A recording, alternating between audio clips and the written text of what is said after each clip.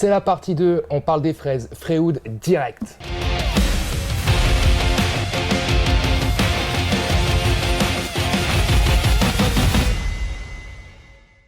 Salut à toi, alors comme je t'ai dit, c'est la seconde partie de vidéo sur les fraises Freewood. Si tu découvres la marque, je t'invite à regarder la première partie où je t'explique tout en détail sur la marque Freewood. Ça m'évitera de refaire le doublon dans cette vidéo.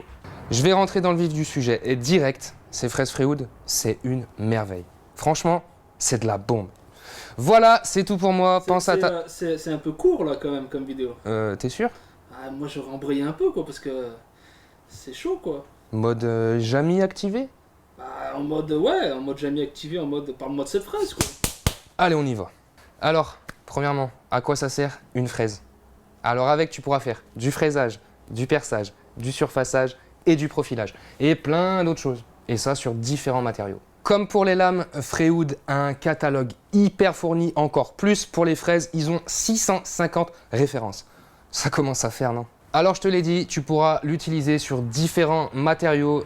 Mon préféré, le bois massif. Mais tu pourras l'utiliser sur différents dérivés, comme le mélaminé, le contreplaqué, filmé ou non, le composite et l'ACM. Alors l'ACM, qu'est-ce que c'est? C'est des panneaux revêtus d'une petite couche d'aluminium. Tu vois, on a cette partie, c'est la queue qui va permettre de l'insérer dans différents outils en prenant soin de bien choisir le bon diamètre. Tu as du diamètre 6, 8 ou 12 mm. Différents diamètres pour s'adapter à différentes machines, comme par exemple cette petite affleureuse, en passant par une défonceuse ou une défonceuse sous table, ou même une CNC.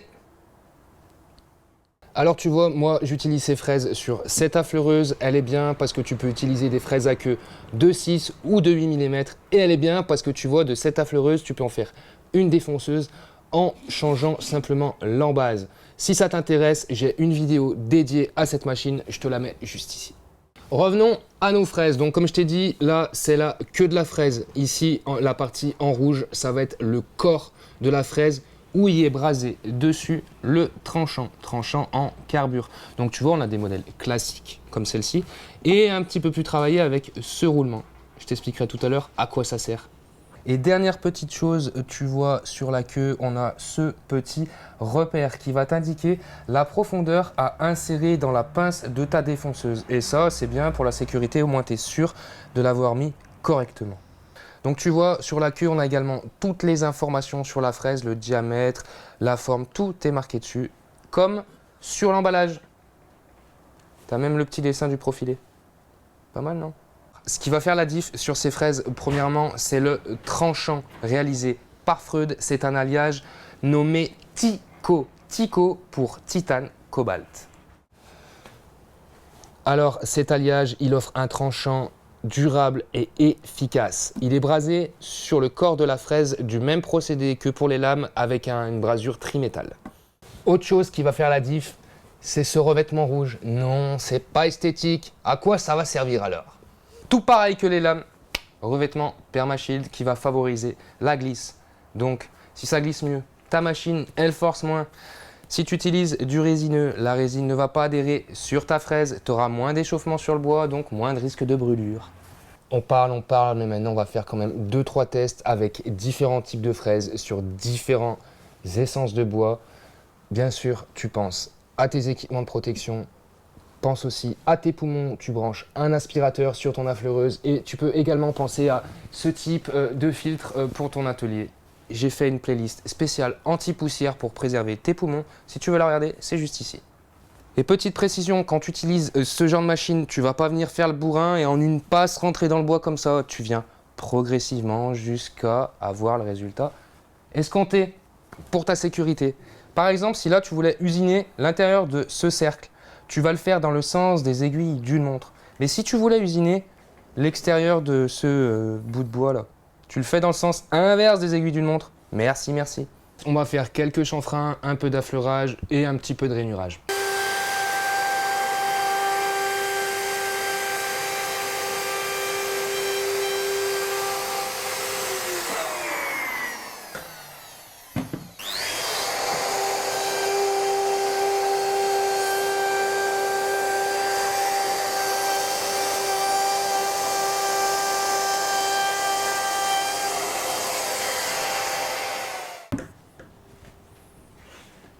Allez, maintenant on va faire un petit peu de rainurage. Donc tu vois, j'ai mis un guide parallèle et j'ai changé ma fraise.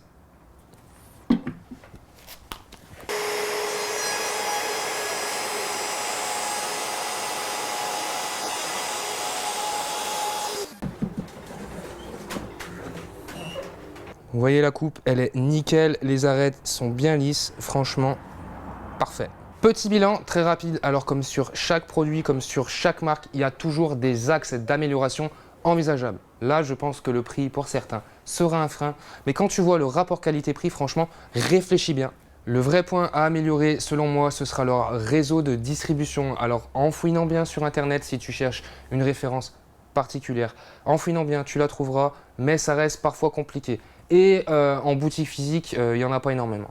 Côté positif, comme pour les lames, je le répète, je l'ai dit plein de fois, mais c'est vraiment qualitatif.